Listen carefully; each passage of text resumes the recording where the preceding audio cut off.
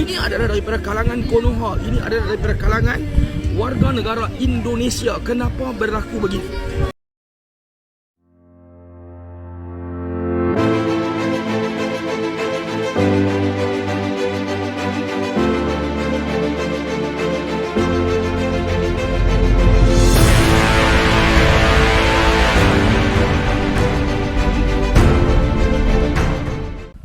Halo teman-teman, selamat datang kembali di channel kita ya.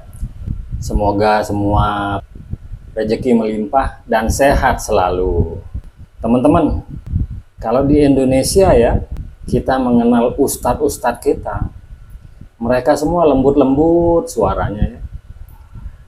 Jadi banyak hikmah yang kita peroleh dari ustadz-ustadz kita di Indonesia. Mereka kalau berbicara adem, rasanya adem, seperti bumi kering diguyur air hujan, membuat jiwa kita itu yang tadinya gersang menjadi terasa adem.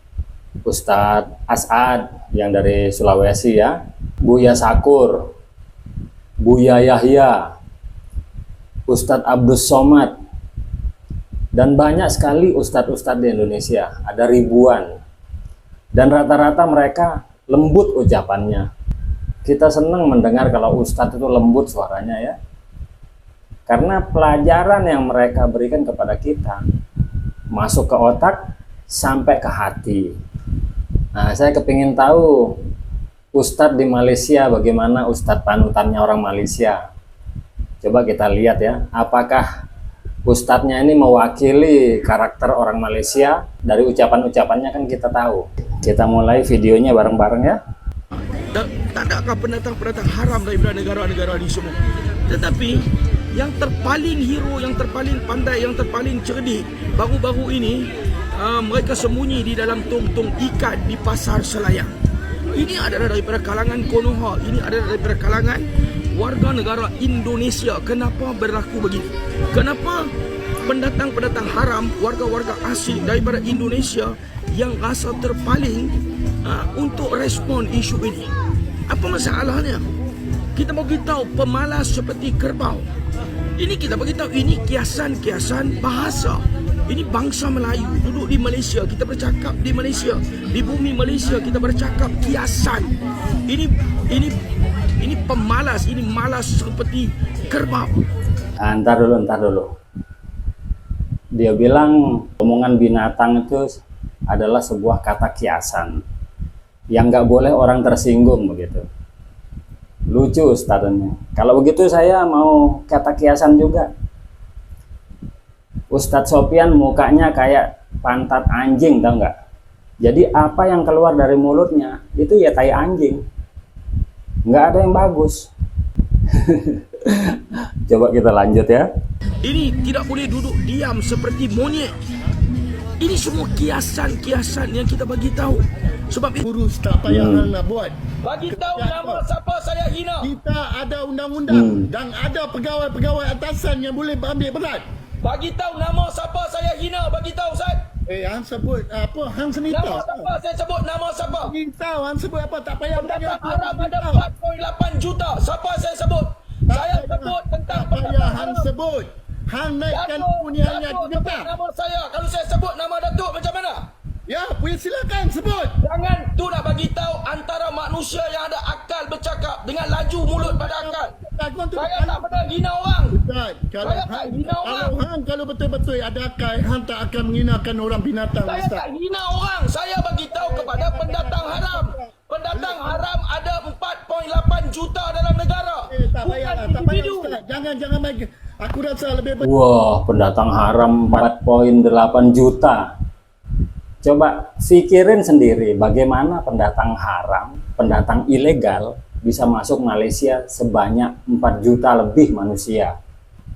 Itu semua karena permainan imigrasi, permainan polisi, dan sindikat-sindikat yang ada di Malaysia. Mereka keruk habis rakyat Indonesia yang bodoh-bodoh. Mereka suruh kerja di Malaysia. Mereka janjikan yang manis-manis. Dikasih paspor palsu pun nggak pakai bertanya, namanya orang kampung ya. Bagaimana bisa 4 juta manusia haram itu datang ke Malaysia? Kalau nggak ada permainan, kalau nggak ada korupsi. Ini Ustadz apa nih ya? Beginilah Ustadz idaman Malaysia nih. Mungkin ya model-model Ustadz di Malaysia semua kayak begini ya. Lanjut. Hey Ustaz, you buat kerja you Ustaz, jaga keluarga, biar undang-undang ada. Tidak patut saya ambil tindakan undang-undang. Cerita Maisat. Tak payah yang pi Saya tak balai-balai. buat tindakan undang-undang. Saya tak pernah ambil tindakan undang-undang. Saya ada bongkarkan melibatkan Saya pendatang bagi haram. tahu negara ni ada undang-undang. Saya Bagi tak pihak pernah ambil atasan. tindakan undang-undang. Jangan fitnah. Jangan buat penipuan. Jangan buat tuduhan. Aku bercakap Tidak kan. ambil tindakan undang-undang, bagi tahu. Aku bagi tahu. Anda kau. Tidak saya ambil duit kat orang asing. Bagi tahu. Tidak saya. Bagi tahu Bagaimana kan. tuduh saya ambil duit. Bagaimana Kerajaan tuduh saya faham. kerajaan ada undang-undang. Bagi depa buat depa ada pegawai-pegawai. Jangan Datuk fitnah. Buat tuduhan. Bagi tahu saya makan pau. Bagi tahu saya dajal. Bagi tahu saya bodoh. Ini Ya, Datuk sebab menghina orang. haram. Rakyat Jalan, Malaysia boleh undang-undang. lihat. Sama aku, Rakyat sama Malaysia aku ni. boleh tahu. Datuk Kalau aku tak betul sila sama aku di mahkamah. dalam VTT Datuk. Kita tengok siapa semua lebih ada hebat. Kawan asing. Semua orang boleh tengok Datuk. Dalam VTT Datuk semua orang boleh tengok. Datuk Ustaz. tengok orang asing. Baik Ustaz. Datuk tuduh saya tak patut. Okey, kalau saya tuduh Ustaz, tengok ni orang yang Islam yang paling rendah diri. Tak payah mohon maaf, saya dah maafkan Datuk. Saya dah maafkan. Sebab bagi saya, Datuk tak mengetahui. Datuk tak tahu isu.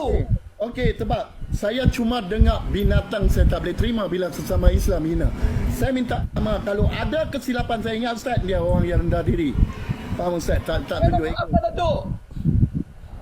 Saya minta maaf sekiranya saya ada cakap kalaulah Ustaz tidak rasa Ustaz silap dari ujung kaki sampai ujung rambut, saya minta maaf. Tapi kalau Ustaz cakap tentang masalah binatang hanya Allah yang tahu Ustaz.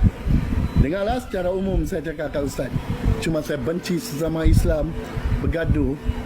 Akhirnya kita salah bangsa asing. Saya benci dari dulu, saya benci Ustaz. Okey, Ustaz? Ya? Baik, terima kasih Ustaz. Assalamualaikum. Waalaikumsalam. Siapa yang merasa dirinya lebih mulia dari orang lain, maka dia lebih hina daripada makhluk apapun. La yadkhulul jannah, tak masuk surga man kana fi qalbihi, siapa yang dalam hatinya mithqala habatin min khardalin min kibrin, ada sombong sebesar biji sawi. Nah, begitu teman-teman. Coba dengar Ustadz kita ngomong. Enak didengar. Perkataannya lembut. Ustadz Malaysia kok kayak begitu ya? Itu Ustadz kok tapi mulutnya kayak pantat anjing ya. Semua yang keluar dari omongannya tuh ya barang najis semua. Saya heran siapa yang memberi gelar Ustadz itu. Kok bisa orang kayak begitu jadi Ustadz itu loh. Kalau masalah pendatang haram di Malaysia, ngapain dia yang ngurus? Kan ada polisi, kan ada imigrasi. Sampai menghina-hina bangsa Indonesia. Apa urusannya? Ketemu pendatang haram, laporkan polisi, tangkap, deportasi, blacklist. Itu yang benar. Ini teriak-teriak ke sana kemari, menghina bangsa Indonesia. Bangsa Indonesia seperti binatang ternak. Dia tuh mulutnya kayak tai anjing. Kurang ajar. Jadi begitulah profil Ustadz di Malaysia. Ya rata-rata kayak begitu ya Ustadznya di Malaysia. Oke, teman-teman, bagaimana pendapat Anda? Mari kita berbagi komentar. Terima kasih sudah menonton. Sampai jumpa lagi di video mendatang.